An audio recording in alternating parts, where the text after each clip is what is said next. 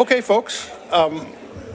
We're working on a tight schedule. We're very, very fortunate to have Senator McConnell with us today. I don't need to introduce him. Everybody knows Senator Mitch McConnell.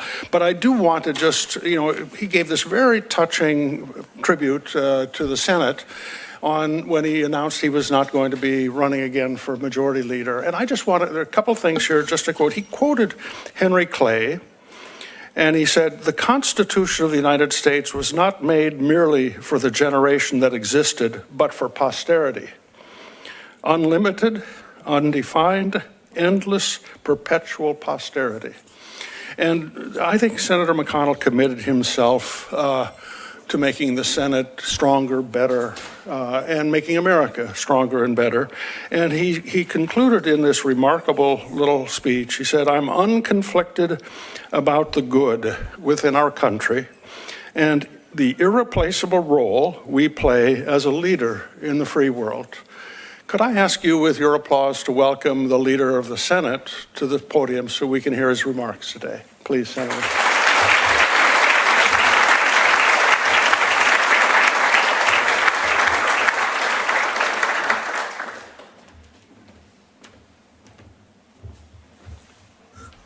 Good morning.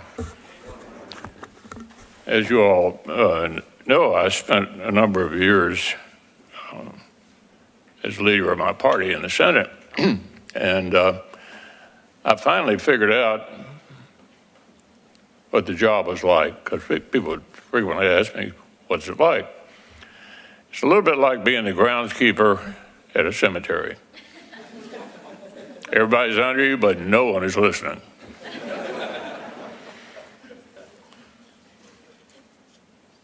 But today, obviously, I'm free to be a little more deeply involved in individual issues that I care about, rather than worrying about everybody else and taking bullets for the team. I told you that the West's greatest strategic adversary was outpacing America in critical sectors like shipbuilding, hypersonic weapons, and unmanned systems. If I told you this adversary was helping the largest state sponsor of terrorism skirt sanctions and pour more resources into the proxies who sow chaos across the Middle East, target U.S. personnel, and shut down a major artery of global trade, I told you that both of them, along with the erratic nuclear-armed hermit kingdom, North Korea, were helping a neo-Soviet imperialist wage an unprovoked war in the backyard of America's closest allies and trading partners.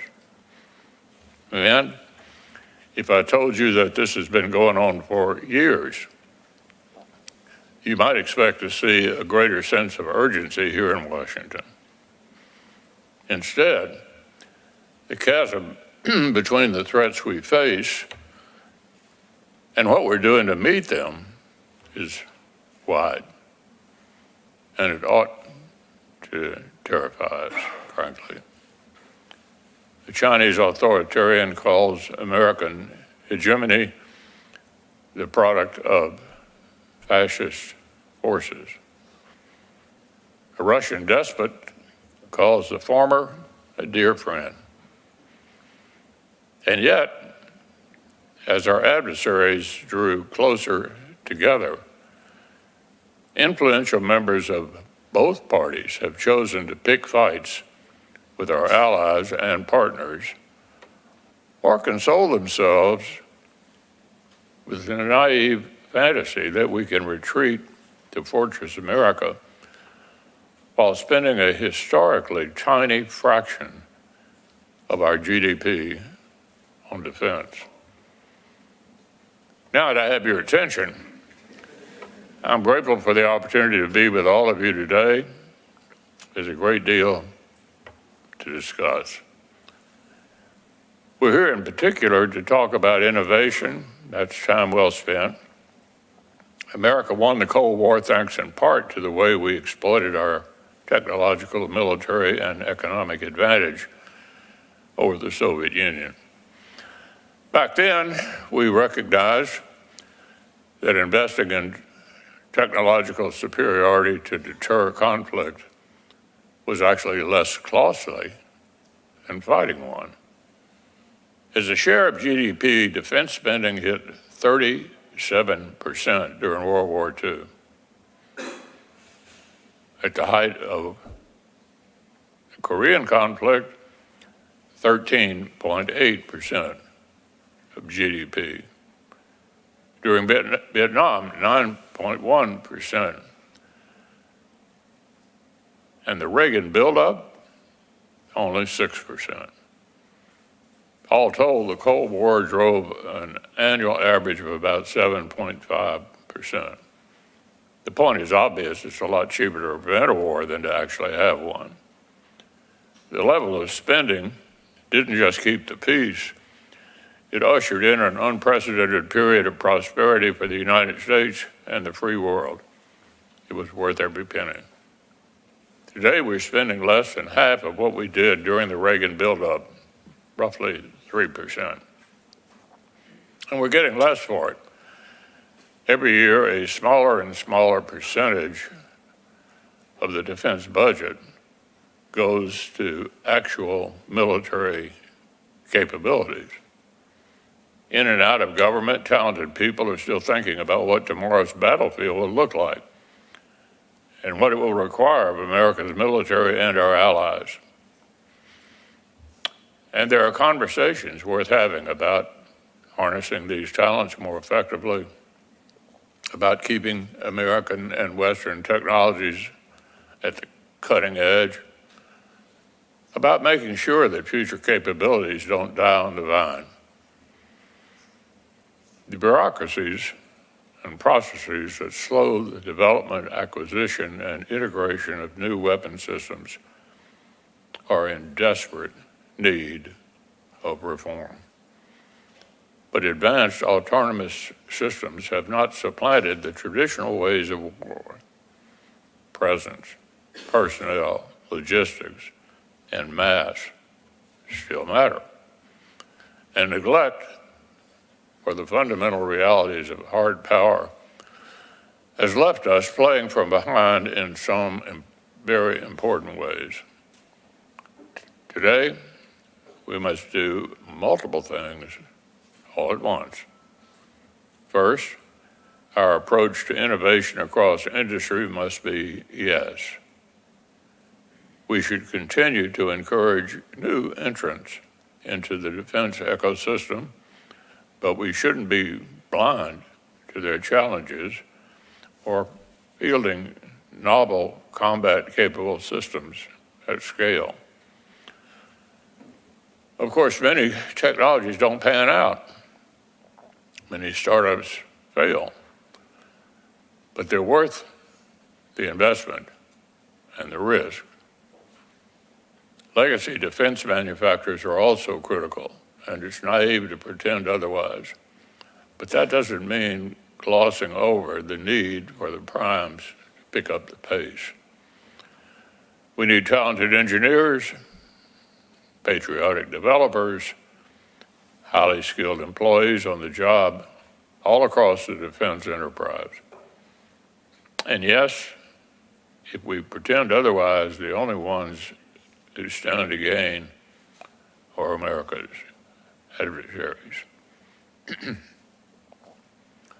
A lot of ink has been spilled about the technologies and concepts transforming modern war, about unmanned and autonomous systems, artificial intelligence, disinformation, and the gray zone. But the experience of modern war in Eastern Europe and the Middle East reminds us that the depth of our magazines remain as decisive as any single cutting-edge capability. Quantity has a quality all its own.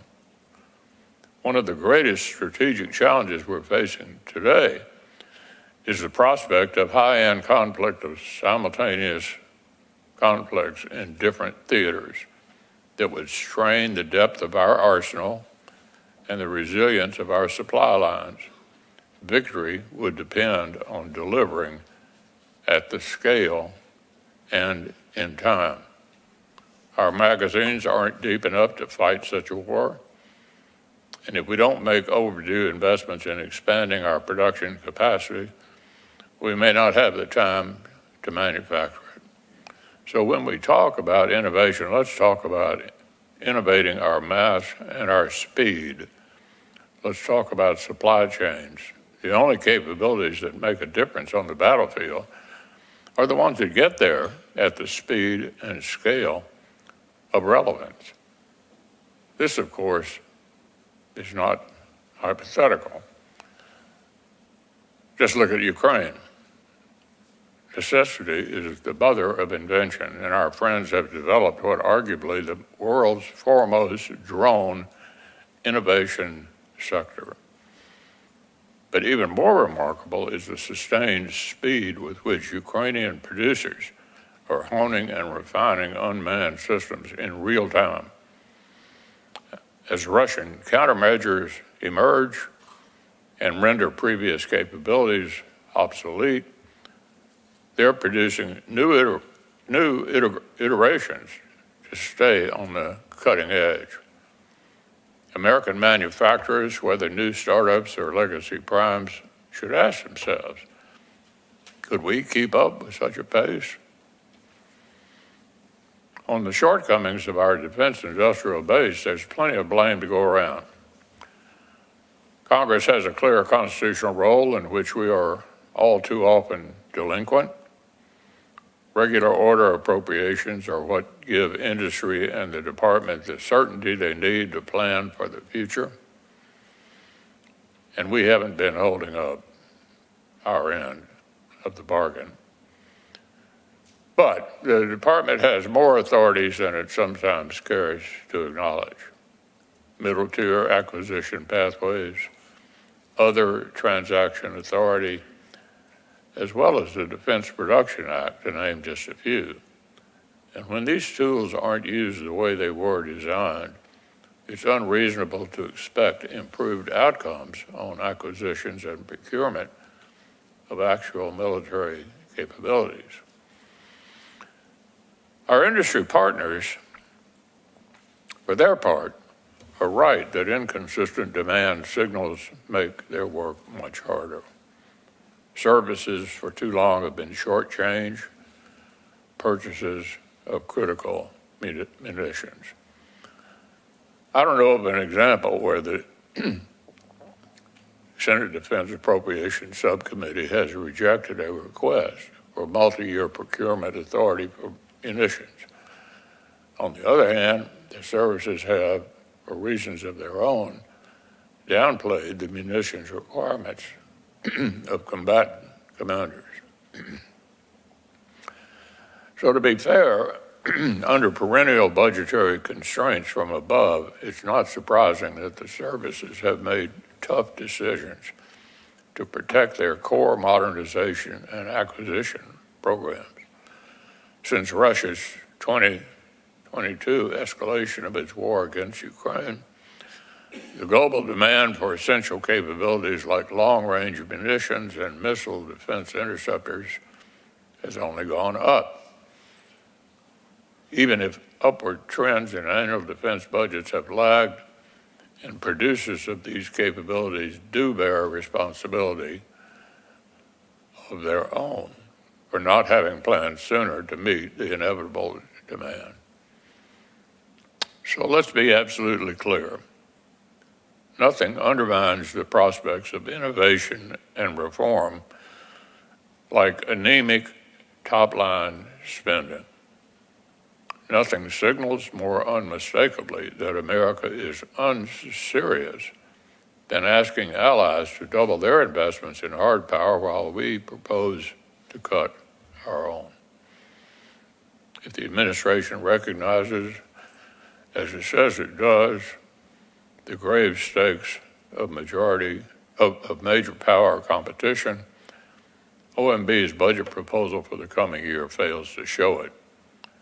And no amount of budgetary sleight of hand will be able to prove otherwise. That said, this administration can still avoid the self-inflicted crisis of credibility that dogged its predecessor. Our adversaries and allies alike are still watching closely for real signs of political will and measurable shifts in the balance of hard power. American politicians have criticized partners who use special funds to mask shortcoming in annual defense spending. Well, we should be careful not to mistake our budget reconciliation for long-term commitment either. I support the use of reconciliation to make a significant one-time investment in defense. But pretending that this procedure, or for that matter, a year spent under a continuing resolution, can make up for failures on predictable full-year appropriations is as dangerous as it is profoundly unserious. Reconciliation spending may fund short-term operations or investments, but without sustained annual growth, it risks creating massive cliffs in sustainment, personnel, and procurement costs.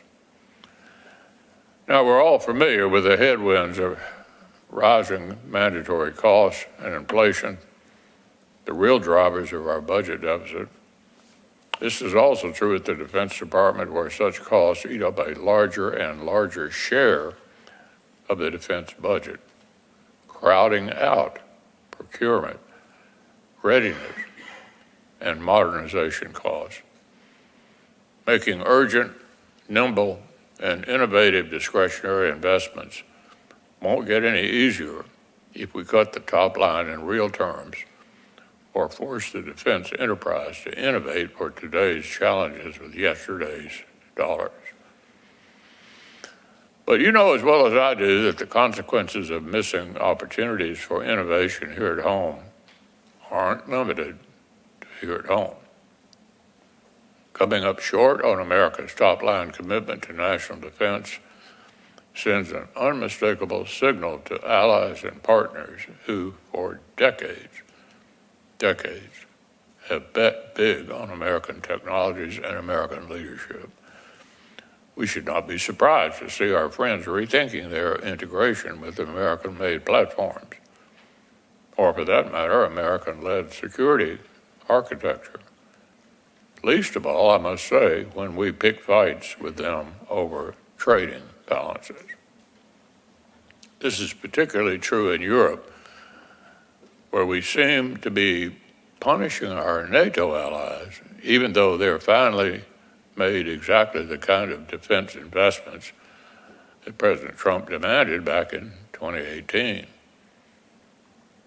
In response to Putin's aggression, European allies are becoming the stronger, more capable partners the president had urged them to become. NATO allies are sharing more of the burden of collective security. And in the near term, that's meant a gusher of foreign investment in American-made capabilities. By the tens of billions of dollars allies have flocked to buy American, an endorsement of American leadership.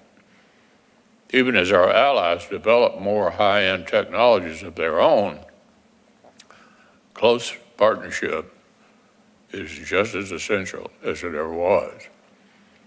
I was proud to support the expansion of the transatlantic alliance to include Sweden and Finland, not as hungry customers for American technologies, but as highly capable industrial economies that recognize the value of interoperability and co-production. There's little question that our adversaries are working hard to split America and its European allies. If we're making their job easier, we're doing something wrong. As history begs us to recall, we don't get to pick and choose which conflicts will threaten our interests and for how long they will last. And we will rely on our friends to help us deter and contain aggression in the coming years, from the Indo-Pacific to Eastern Europe. Going it alone will only increase costs for taxpayers and risks to our warfighters. We should be working more closely with allies worldwide to protect our economies and supply chains from the PRC. If we push these friends away, we shouldn't expect them to keep buying American. Our allies' desire for interoperability is a tremendous asset. Take the CH-47 Chinook helicopter, an aging airframe in need of major update. But more than a decade ago, the Canadian government, which has long been delinquent on defense spending, footed the development costs for a new variant, saving U.S. taxpayer dollars and putting an important updated platform on the apron for the U.S. Army.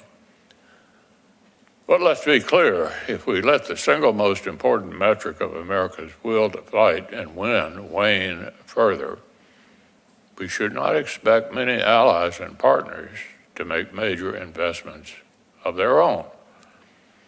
Certainly not like the $100+ billions in orders under contract right now with U.S. defense producers from our friends in Europe and in the Indo-Pacific.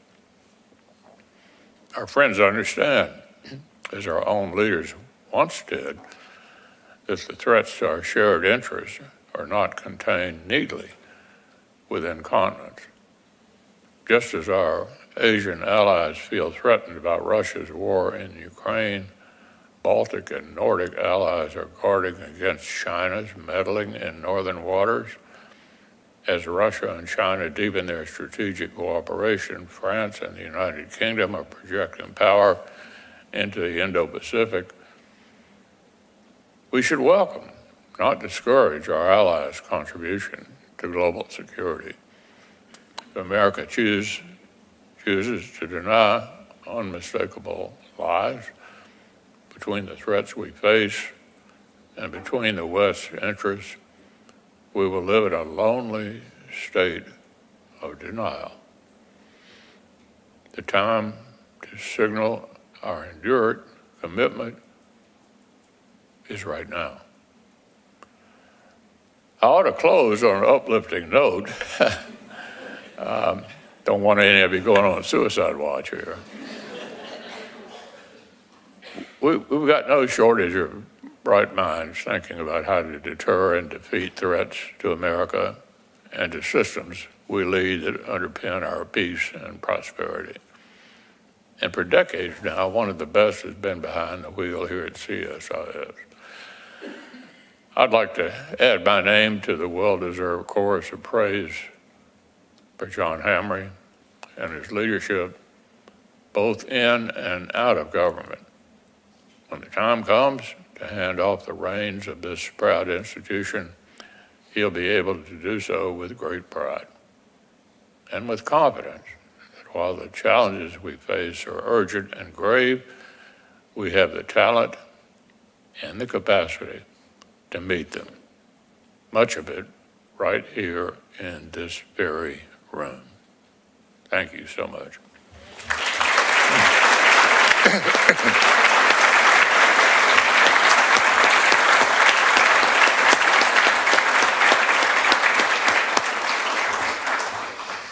You know, I prepared about a dozen questions, and he answered all of them in his speech. You know, this is always a risk.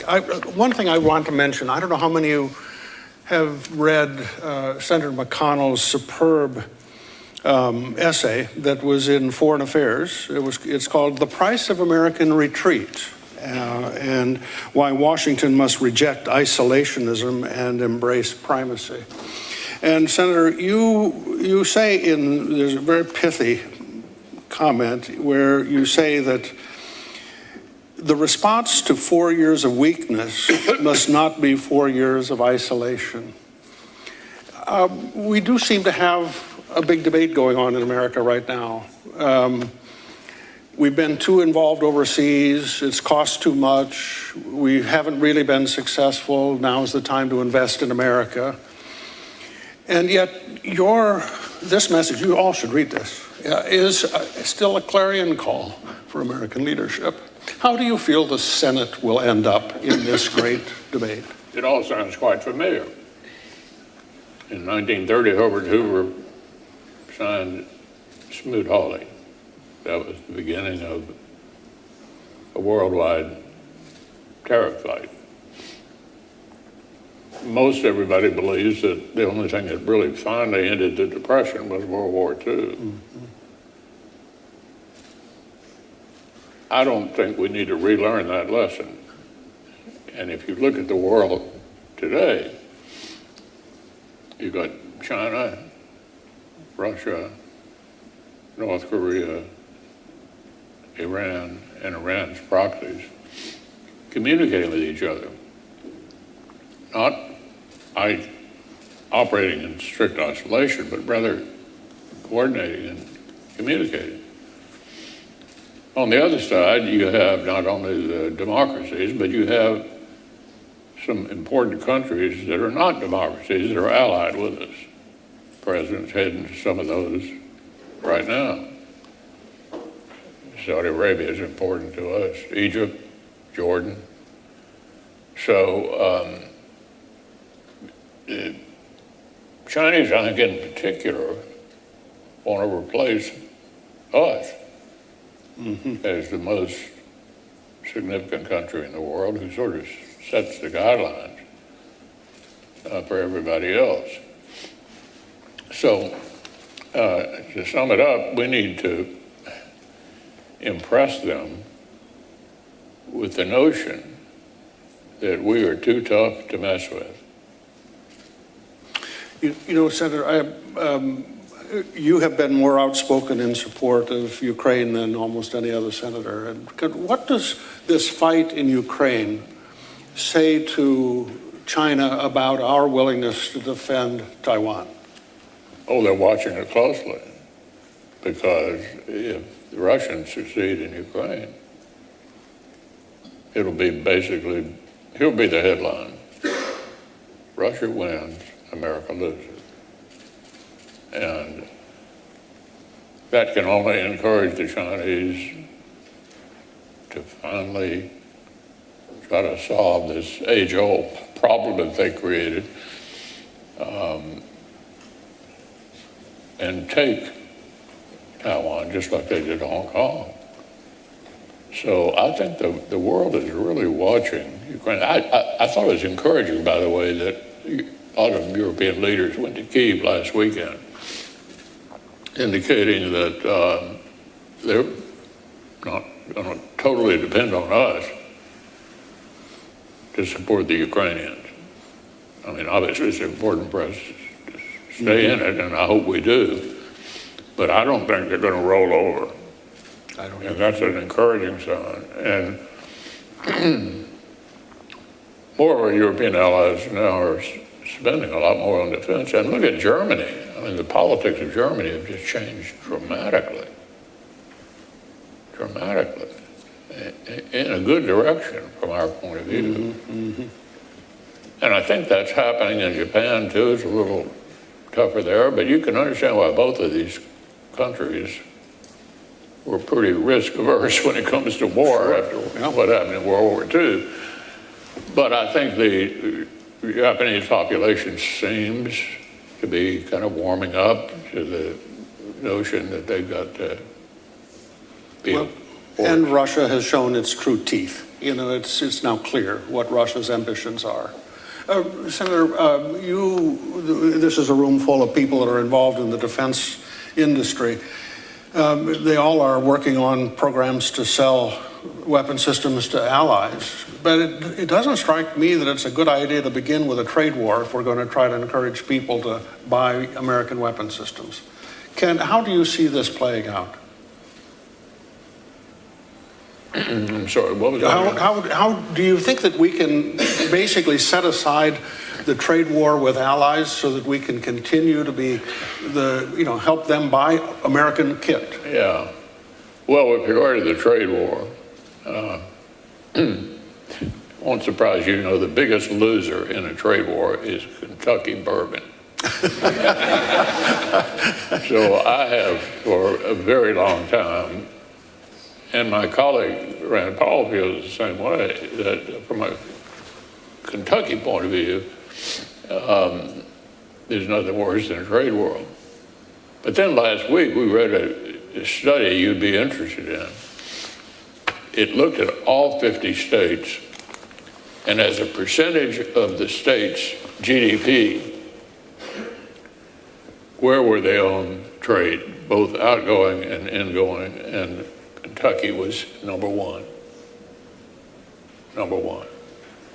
on imports and number 3 on exports. So here's a state, you know, kind of in the middle of the country that is extremely trade dependent. And I think a lot of members of both parties have tried to convince voters that trade is somehow a loser. And I have a hard time reaching that conclusion when it means cheaper goods for our people and having stronger relationships, both commercially and from a military with allies, with our friends. Yeah. And I think if I were the spokesman, I'd be criticizing China and Russia, not Zelensky. We've got to be there. Oh, I promised his staff that I would get him out of here in a minute, but I just want, you and Elaine Chao got married on Ronald Reagan's birthday, and it was a small tribute that you gave to a remarkable president. I think you've carried that vision that Ronald Reagan had. It's in your spirit. Do you think America can still be that shining city on the hill? That shining city on the hill?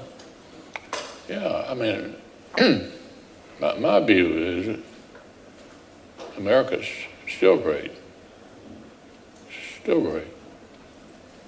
We don't need to recapture something that never existed. This is a great country. And the way great countries ought to act is to be the leader of those in the world who would rather be like us than the other guys. And that was, I think, the biggest lesson that Reagan left us. Hopeful, optimistic, believe in the country. And from a party point of view, or Republican Party point of view, you may have forgotten this, some of you old timers, but Reagan said, never speak ill of another Republican. So that's my kind of Republican. And I hope we'll get back to that sometime in the future. Yeah. Bob Dole once said that you're not here to question American values. You're here to be worthy of them. You have been a worthy leader for America. Would everybody, with your applause, please say thank you to Senator McConnell.